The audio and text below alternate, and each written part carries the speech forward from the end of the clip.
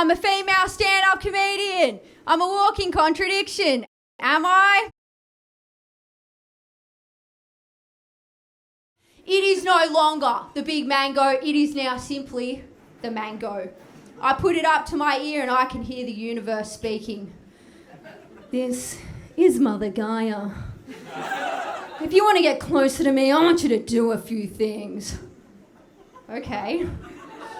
I want you to practice mindfulness. I want you to eat lentils. I want you to do star signs. I want you to grow out your armpit hairs. I want you to drink ceremonial cacao. What do you mean, hot chocolate? Ceremonial cacao. I want you to speak with your angels. I want you to smell bad. I want you to go on a holistic journey to a foreign country so that you can come back home and talk about how glad you are that you don't actually live in that shithole. But most of all, I want you to put the mango back. I'll put the mango back. I wasn't going to steal it anyway. What do you guys think I am? Crazy? No, I'm just heaps unemployed. Many times I've been fired as a dance teacher. I also got fired once when I confided in the students and said that I was worried that the boss was going to fire me because I thought she didn't like me. And then I got a call from the boss the next day and she was like, you can't say that, I'm going to have to get rid of you. And I thought, I fucking knew it. Told you so. But anyway, is anyone a complete random that I've never met? Really? Guys. There's some unfamiliar faces in this room. Well, anyway, thank you all for coming, dear friends and family and lovers. I want you guys to think I'm so great. I want you to think I'm heaps real and raw.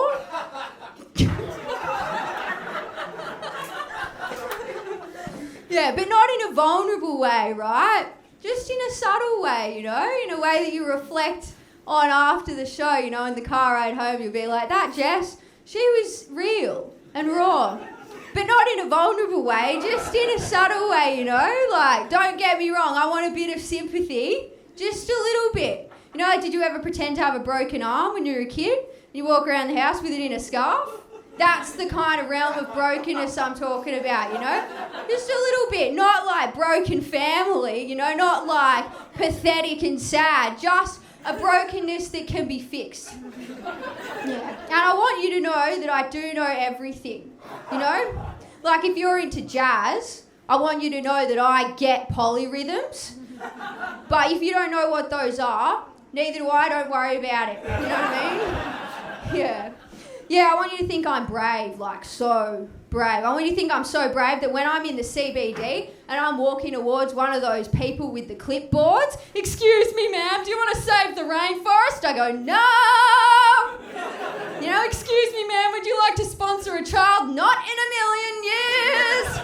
That's the kind of bravery I want to emit, you know, in the CBD. Oh, I want to brave the CBD with style, you know, because it's a minefield out there. It's the place where you bump into acquaintances from high school that you don't want to see, like Michelle from my friend group in 2009, you know. I'm in the CBD and I see her over the road, Michelle, and I go, oh, make it go away. I'll just look down, and that way we can both pretend we haven't noticed each other. It'll be good. All right, I'm just going to let her pass, and she's coming closer, and then you just hear, oh my God, is that Jess? Jess! Michelle, why didn't you pretend to not see me? That's the code of conduct, that's what we do. Jess, how's it going? What have you been up to? Still dancing? Well, Michelle, I just moved off grid for a little bit to the hinterlands, try to get away from it all. You know, one of those little nutsack towns? I was trying to find the fifth dimension. You know how we're on the 3D and there's a 4th D and the 5th D? I was looking for the other 2 Ds. And I found them, Michelle. Do you want to know what they are? They're whinging and complaining.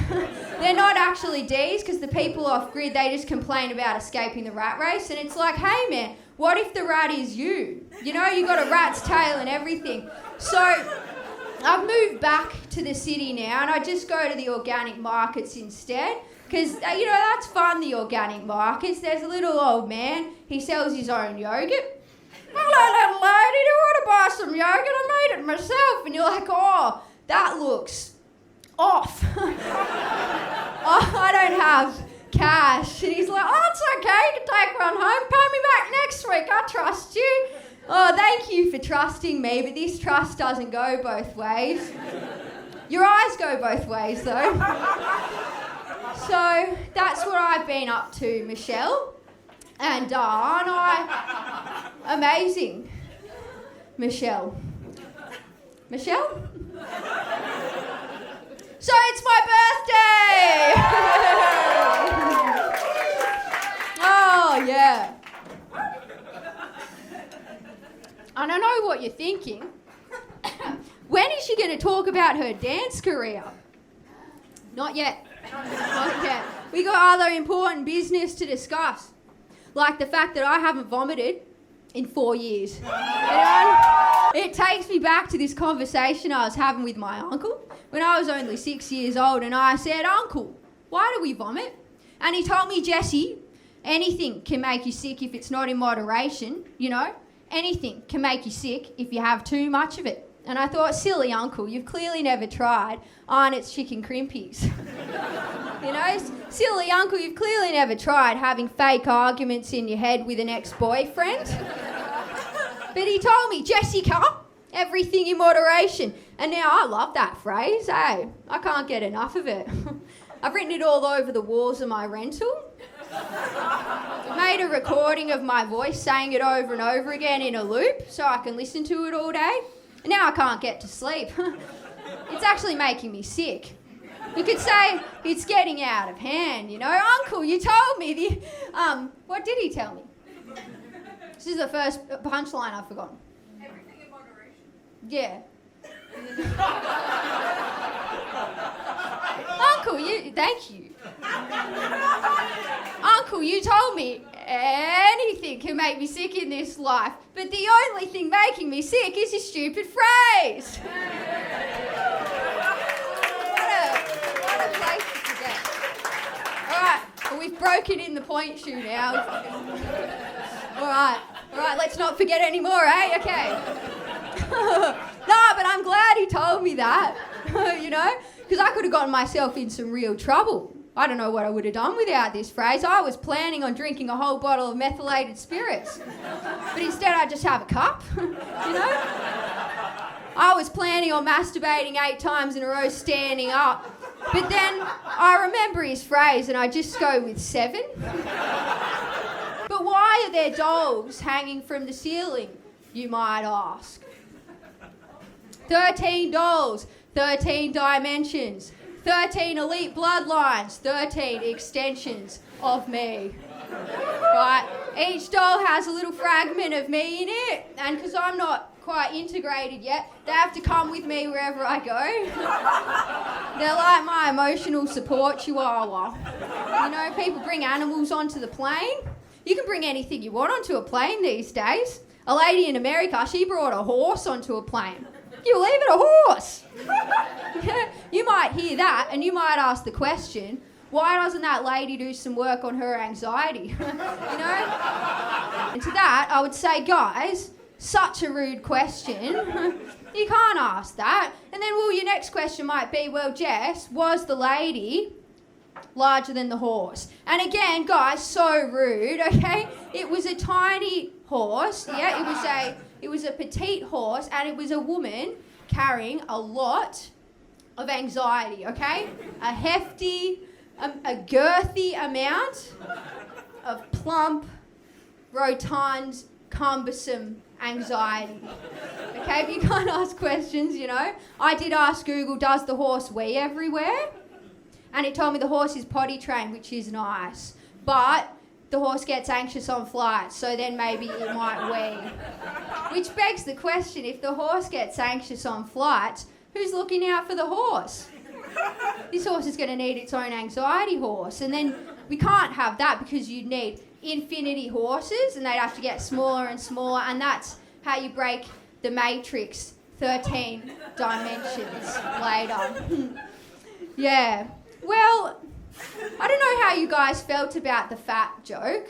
And so I'm starting to get anxious now, and the dolls aren't helping because what's coming is another one. So get invested.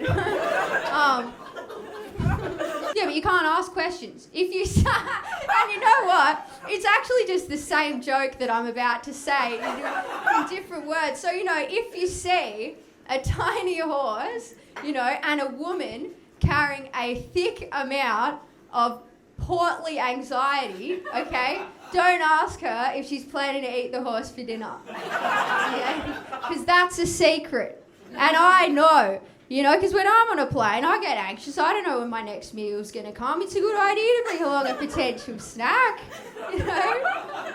If she's so hungry, she can eat a horse. Yeah. Oh, but I get it, man.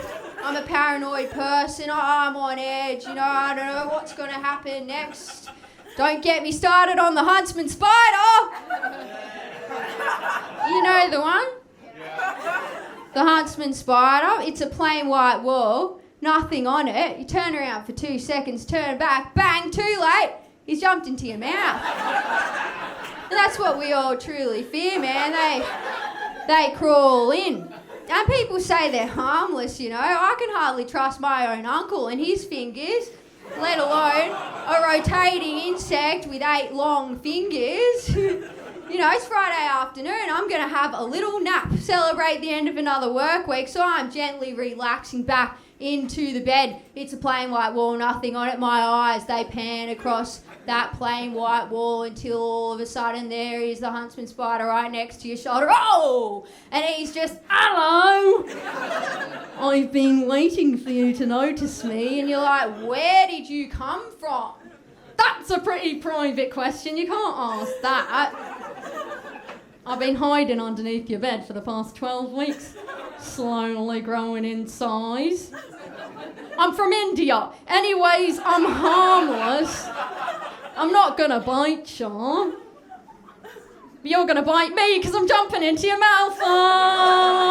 Oh, they get me pop locking. They do, those huntsman spiders, Oh, you see this uneasy feeling inside, Oh, what's going to happen next? It reminds me of this feeling that I had when I was a young girl. I was only 8 years old and I was on a spa bath on a cruise ship. And I got into the spa. I was all alone. I don't know where my parents were, but I was highly unsupervised. And this teenage gentleman pops into the tub with me. So it's just me and this teenage boy. So it's tense. And now everyone in the crowd, there's no easy way for me to put this, but the boy had special needs, okay? So it's very tense, and he's gently drifting towards me. His hands, they're coming out. And I'm only 8 years old. I don't know about this stuff, so I panic. I'm making a splash. I'm going, those special fingers needs gloves, because I don't trust him, boy. I am not your Make-A-Wish. And I know what you're thinking, right? When is she going to talk about her dance career? But I'm shouting, you keep those huntsmen where I can see them. Oh, you're spider fingers, I'm spider bait. Whoa, bam, blam. And then he started crying, so I got out and I took my fingers out of his nostrils. But then I looked down at my shoulder and there was a huntsman spider on it. He was just trying to warn me. He was having trouble pointing it out. Which really makes you think, right? What is the point of that story? You ever tried to kill a cockroach? They reconstruct. Yes, they do. And they can fly now. I had one fly into my bedroom the other day, and this was no flutter from A to B, right? This was full way round trip, no layovers, and it flew. It looked straight into my soul, and it said, come to terms with this. And I'm trying, man. I remember that phrase that they used to say it in the playground, right? Like that thing about cockroaches and radiation, Hiroshima and that. Yeah, the cockroaches have nuclear weapons now. They're coming after your positions in the universities. Oh.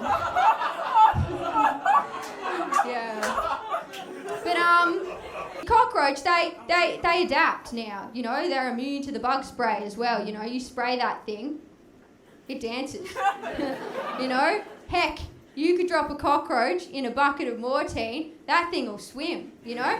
It's like if you took a dump into a bucket of hand sanitizer. Hear me out, right? If you do a poo into a bucket of Sani, compare the pet. Both are invincible, right? Like what's the science there? If you know, it's like two magnets, right? Does it disappear? Does a portal open up? Why is nobody talking about this?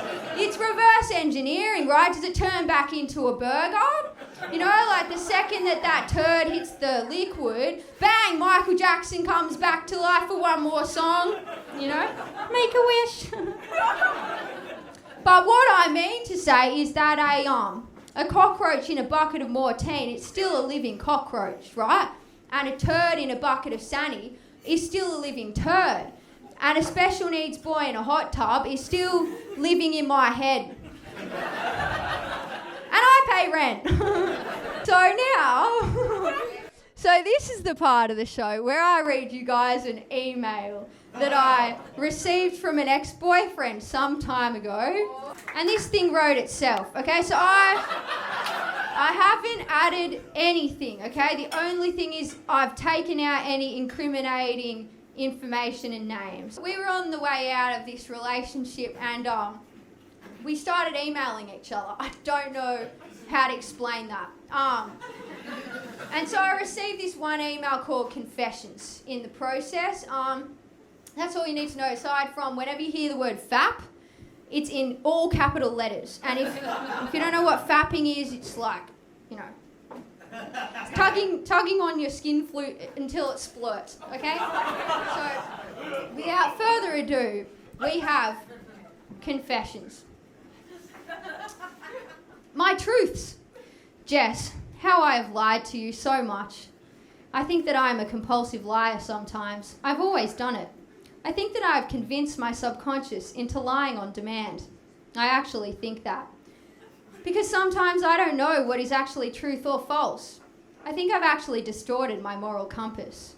Jess, that ring I got you, I lied. I didn't get it around Australia. I didn't get it from a Melbourne market. I bought it online and I lied about it to you. Before we have sex, I will always go into the toilet and have a fap because I want to last longer and try to impress you, but it never works anyway. I lie about watching porn. As you know, I still do it. I never actually started a plain letter for you. I have never cooked anything from that Burke Street Bakery book you bought me, let alone anything really. I always say I'm going to take a disposable camera, but I never do. I always say I'll photograph us, but I never do. My mum finds it hard to talk to you. She thinks that the way you speak, your inflections, are condescending. And it seems like it's an effort for you to talk.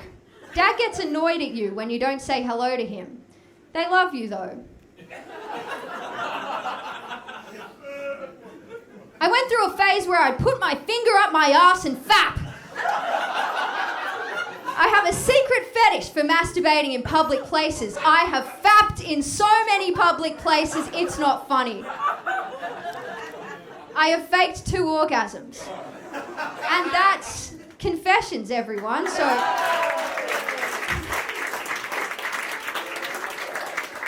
yeah, and it does end on that. I faked 2 orgasms. No sign off, none of that.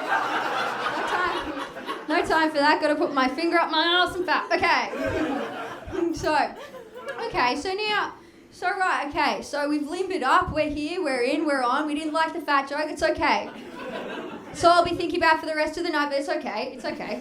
So now's the part of the show where I pitch to you guys some of my inventions. Okay. Because it's, you know, in case there's any potential whenever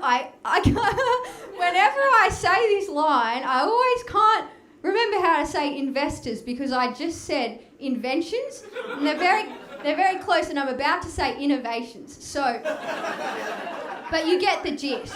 So the first invention, it's called the nipper simulation. Okay, so I come from a small town called Albury-Wodonga. It's very bumpkin, right? It's in rural. Yeah, Corey was also born there. Yeah, it's rural, right? They got an ice problem and everything. And that's not a nice problem, an ice problem.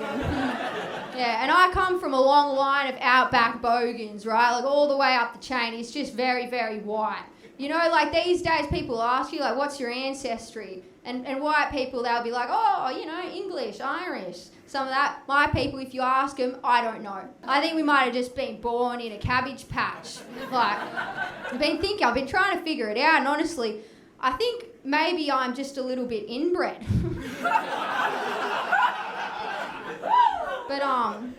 But growing up, watching the telly, I'd see the beach on the TV and I'd think, oh, I want to be associated with that, you know. And then, like, first holiday to the beach as a kid, I see the other nippers, and I'm like, can we trade? Like, and even to this day, I want you guys to think I surf. Like, that's what I want you to think, right? But I won't be caught dead with one of those long rash vests and the big foamy, like, learning to surf on the beach. No way. So this is where the invention comes in, right?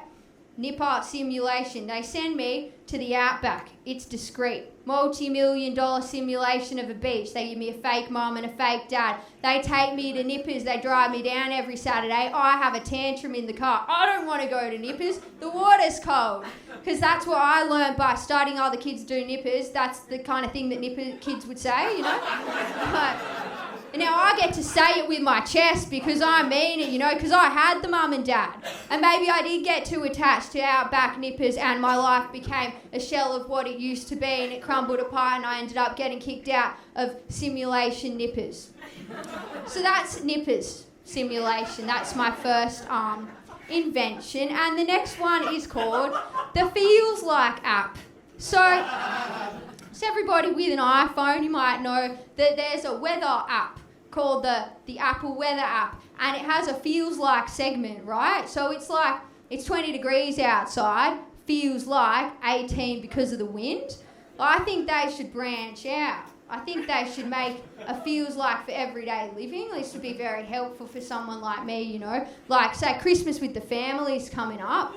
Forecast says Christmas cheer feels like shoving needles into the soles of my feet and walking around. You know? Alternative, simple example, right? I'm going on a date with a man. He promises a 17 centimetre penis. Forecast says donkey cock. Feels like one licorice bullet. So that's the feels like app. Okay. Thank you.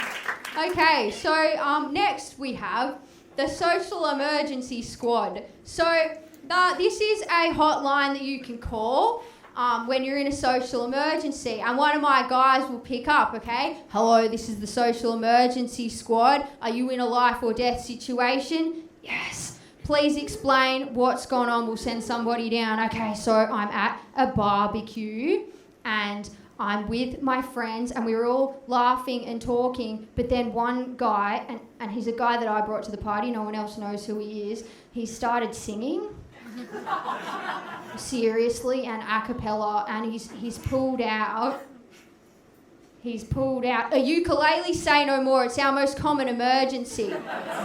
So that's the Social Emergency Squad, and this is very useful, very useful. I came up with this when I was walking through the CBD one time. I had a box of groceries in my hand, and it was a rough afternoon, you know. I bumped into Michelle from high school, and I was thinking, you know what, I need to sit down, I need to take some sustenance. I'm going to have a little yogo, okay? And if you don't know what yogo is, it's a chocolate custard dessert for adults.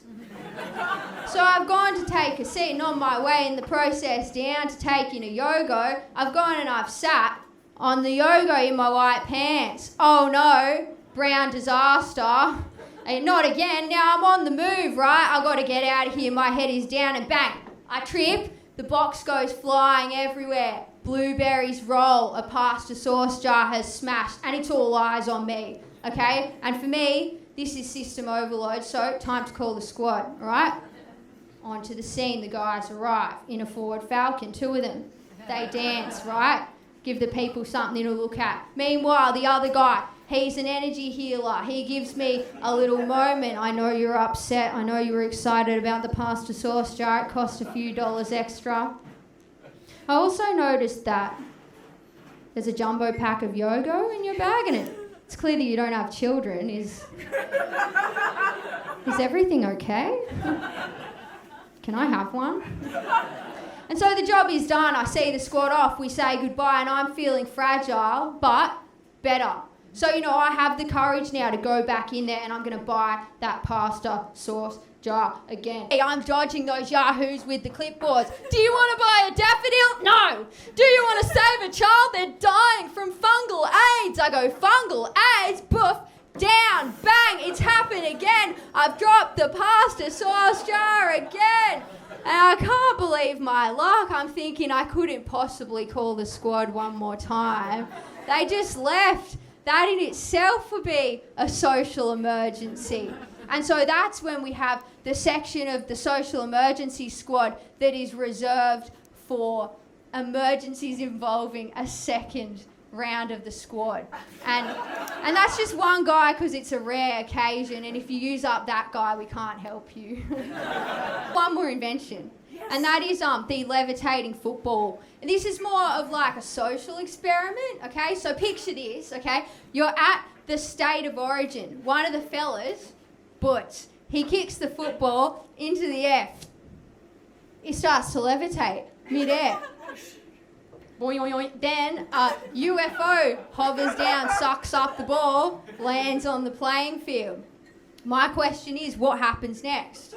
Right? In an Australian crowd, right? I think it would take so long for the people to realise this isn't a joke.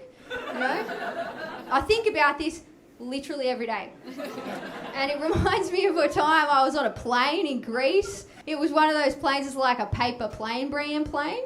The one, like Tiger, I think, is one of them, where you're taking off and you can hear the plastic cracking around you in the cabin. And you look out the window at the wing and you go, oh, I'm not looking out there again.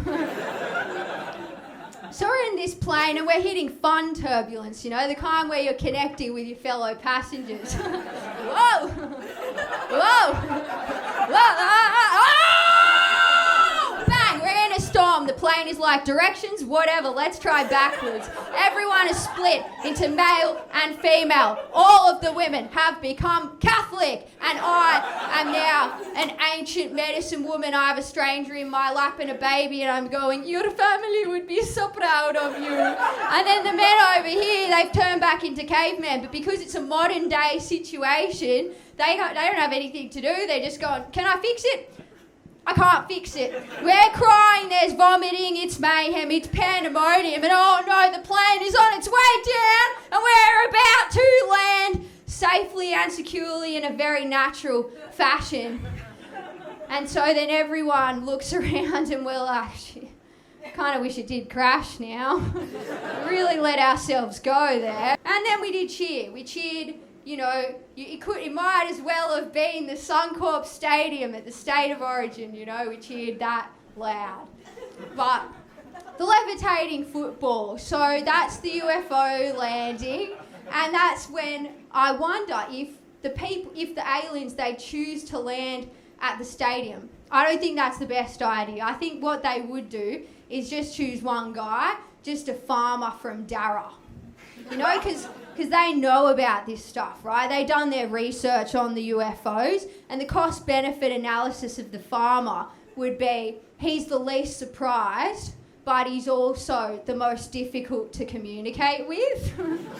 It's like, can you imagine the whole alien race? They've selected their finest English scholar, right? This alien has read every book in the galaxy twice about the English language, and they're going to drop him down at this farmer's door. Boom. Here he comes. He knocks on the door.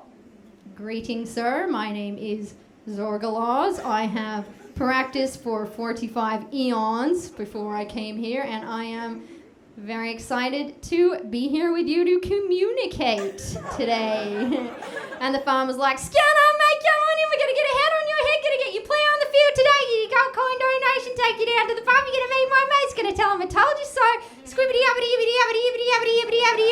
Agenda 21. And that is the levitating football.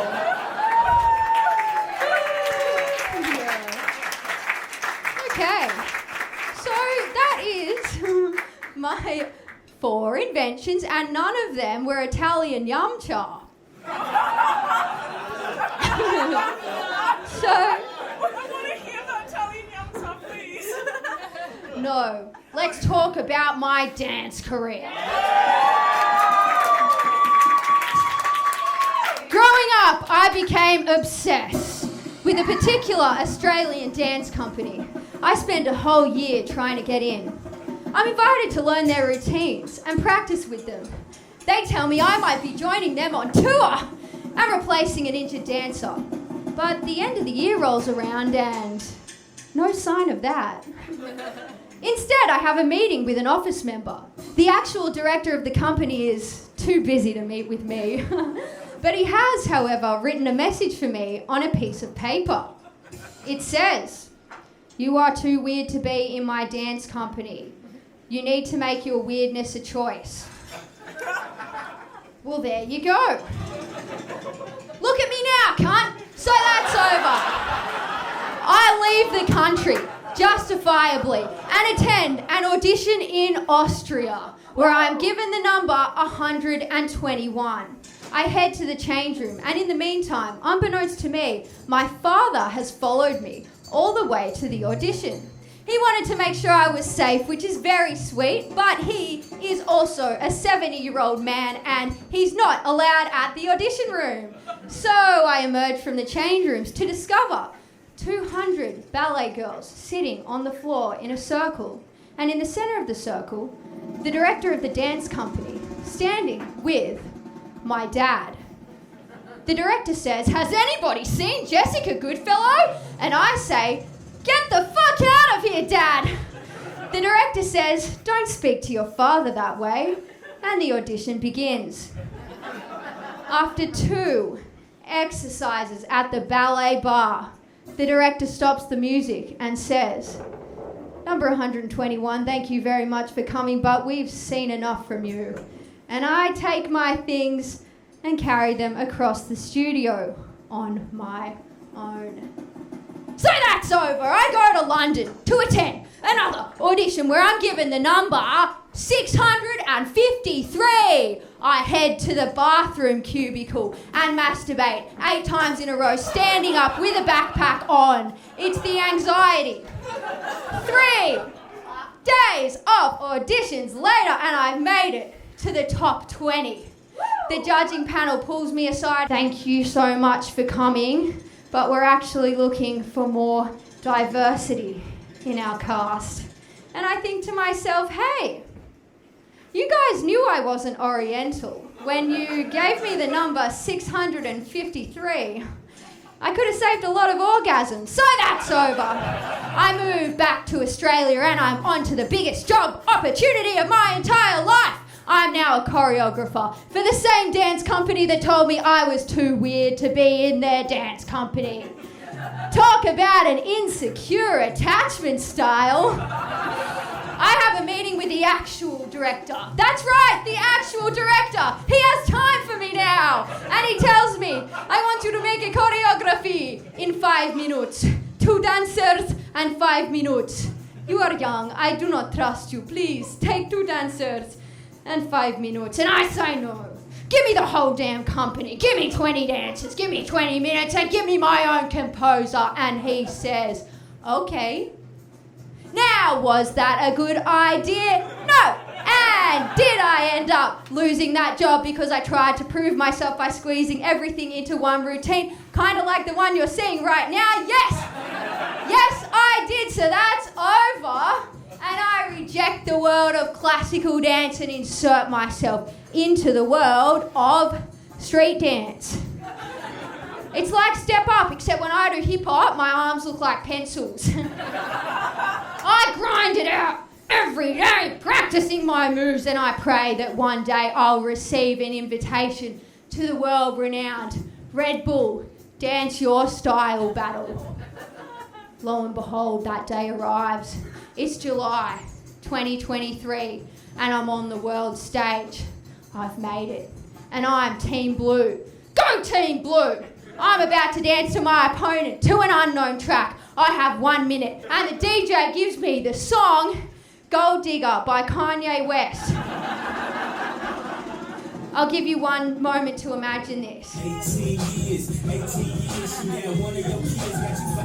Needless to say, I dance like a Westfield Christmas elf and have an out-of-body experience. Like I said, I'm representing Blue. Go Team Blue! And this is my day. This is my moment. I've worked for many years for this. I can feel it. This is my time. The audience has voting panels. One side blue, one side red. 3, 2, 1.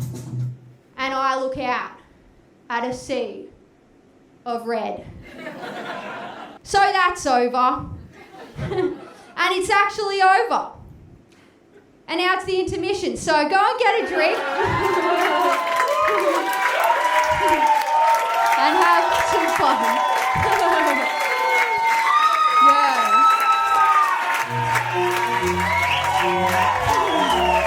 Thank you. Oh, I love these guys. What do you wish for? I vaguely wished that I would be able to figure out what I want to do with my life. That was the wish. Yeah, and that's kind of what I want to talk about. This cellar's so awesome. The guys that run the room that you'd have met tonight, they're just so full of love and such a beautiful, amazing group of dudes with giant hearts. I just had the plan to riff for the ending of tonight and not try to do comedy about it, because I think the whole reason that I want to do comedy is to connect with people, and I don't really figure that out when I'm trying to be funny yet. So I ended the story with "So that's over," and that was July of last year. And I also promised that I said if anyone read about the show tonight, I said that I would likely cry, and I definitely am likely going to cry. But don't feel awkward about it. It's okay. But anyway, what am I going to say?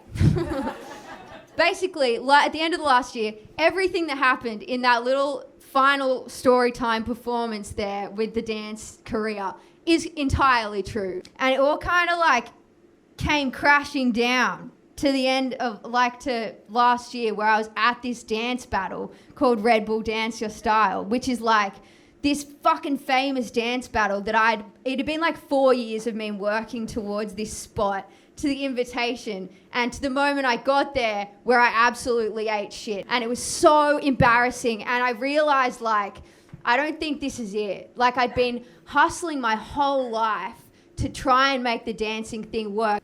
I kind of wanted to do, you're secretly all in on a ritual, which is the dolls too, which is my inner child, to just free myself of this story of failure, because in my head, I haven't made it to whatever that is. And I have this feeling in my soul that I am one way, or that I'm this person.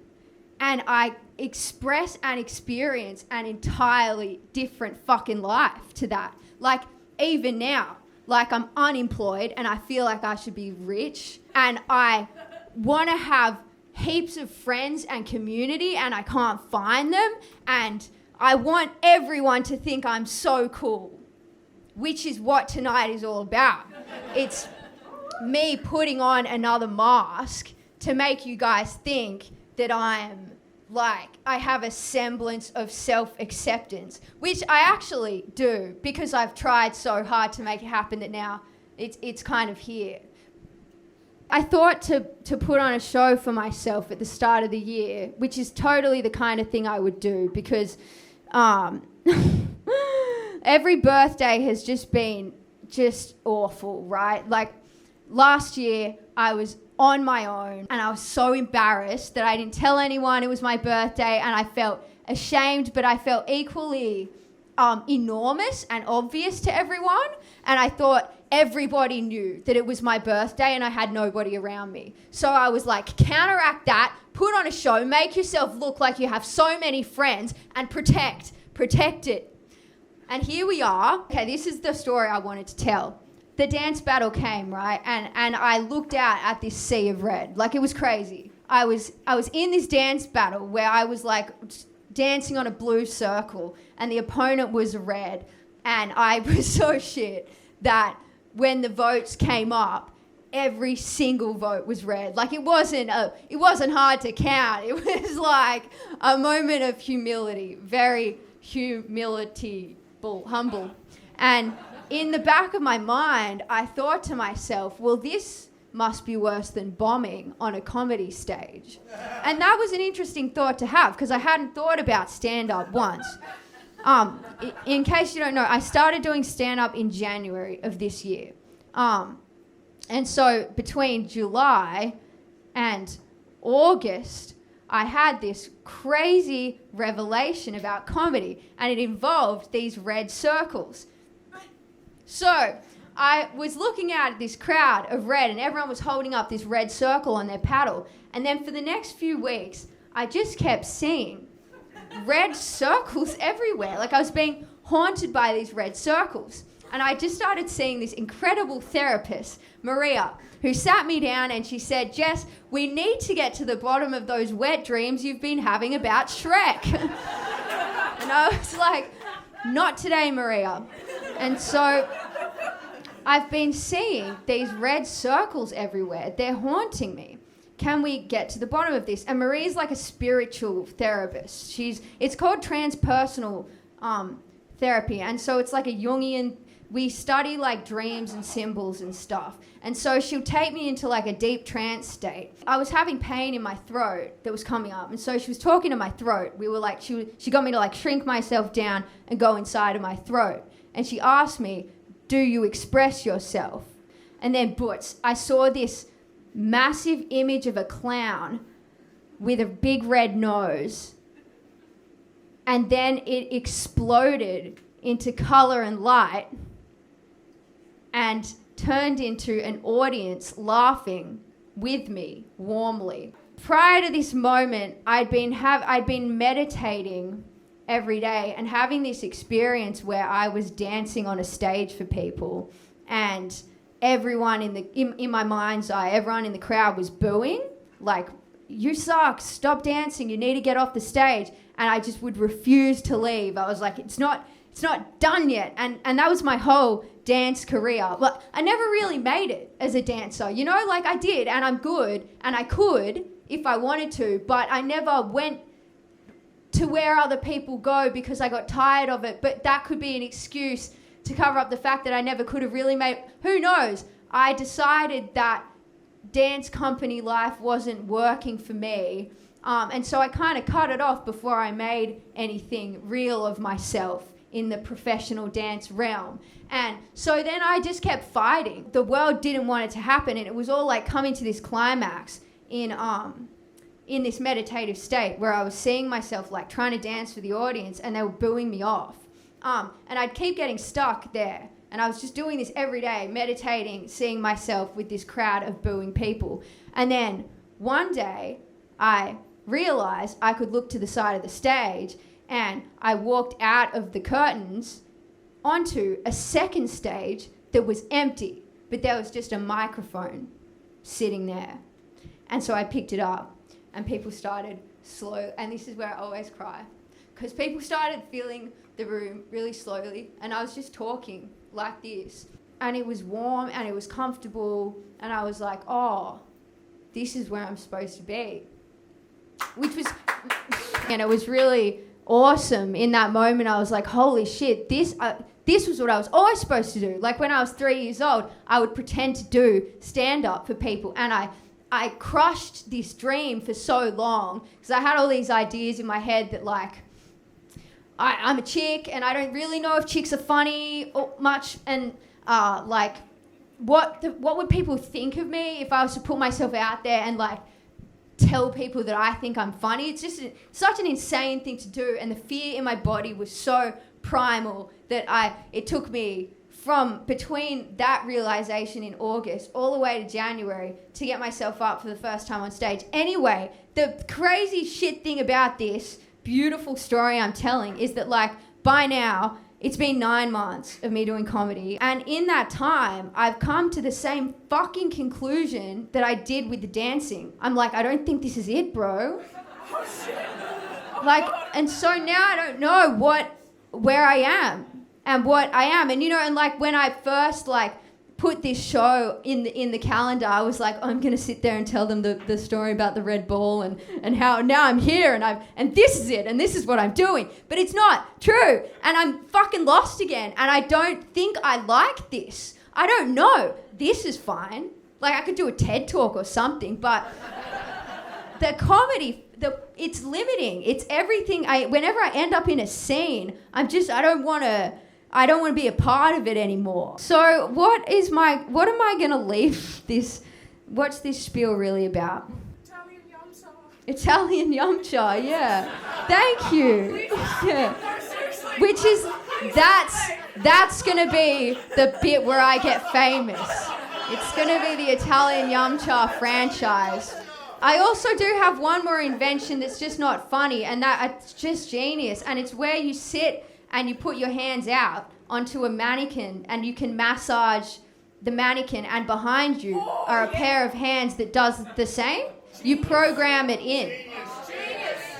Yes. I knew that there was like a theme in the back of my mind about this show that was like removing masks and removing layers and wanting to show you something more true and real about myself. Tiana, do you have any psychic questions right now? Tiana's my psychic best friend, and she always knows what to say. Firstly, I just want to say I love you so much. This is such a cool experience. I'm sure you're all feeling just as hard in this moment. I'm very proud of you. The next goal then? What's the next dream? Well, okay, so my dream has always been to start a big farm and, like, okay, laugh at my dreams, fine. I want to have a massive farm, and I want to have enough resources that I can bring guests onto the farm to collaborate with artistically with goals related to movement. For example, getting Jordan Peterson to do a dance solo is my dream, and that's not a joke. It's literally my dream.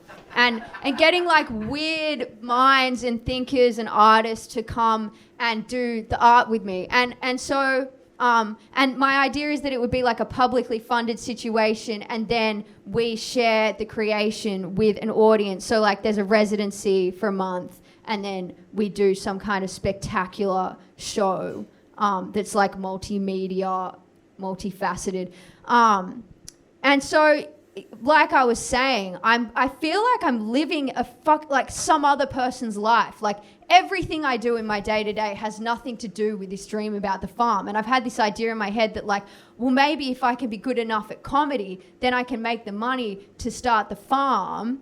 And then I'll be happy. Like then I'll pursue my joy. But that's not how life works. So you need to go into the future and drag what you see there into your daily life. So I'm about to drive down the coast. I don't know for how long.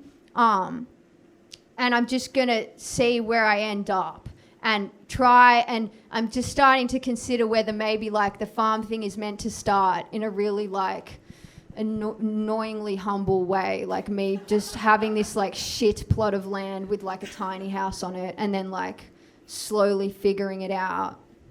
Because I'm not doing the collaboration thing. So yeah, that's...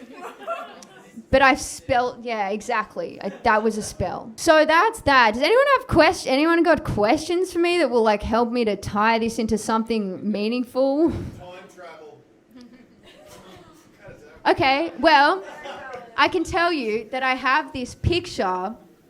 It wouldn't be of much use for me to show you, but on the side where I've got my little notes, I've got this photo of me at my first dance concert, and my first ever... Okay, I'm going to cry. we were all in this babushka doll, which makes you think the world is like a matrix. I was dressed as a little babushka doll, and we came out of this big babushka doll. This was my first experience on a stage ever. And I ran out before the dance had started. And I was so excited. I just wanted to be there and perform. And then they sucked me back into the babushka and we continued on. But there's this photo here and I'm in the line and I'm looking out like this. And on that same fucking night, dude, this is childhood trauma. This is how it begins, bro. I was just like playing with this water bubbler, and you know they have like a little faux sink, like it doesn't have a real drain in it. And so I was flicking this thing on and it was overflowing, and this old woman came and roused on me and she was like, "You can't play with that. You're a naughty little child." And she fucking screamed at me, and I was mortified and terrified, and I've tangled that moment of like pure joy to perform with this mortal fear in my head of authority and of getting in trouble. So I'm chronically nervous before I go on stage. I've never felt good. And this is the other thing that's weird. Like, I put myself out here in this way that's like, I seem like happy to do it, but it's like a fight against myself. I'm trying to resolve this. Like, I feel awful before going on stage. Like, I don't want to do it, but I keep forcing myself until I can become that thing and find that confidence. And it's there, like, obviously I did that like fake it thing until it's something. This is something, but it's not, it doesn't feel good to me. Hey Jess. Time travel. Yeah, so should we go? Very sorry to do this to you. Yeah. It is 10:25. Okay. We've been told to close the bar At 11. 10:30. It last drinks at 10:30. Why? So everyone has to double fist it. Well, okay, this is perfect. This is a poignant way to pin exactly what I'm saying. This is a shit ending, okay? And that's life, and that's where I'm at. So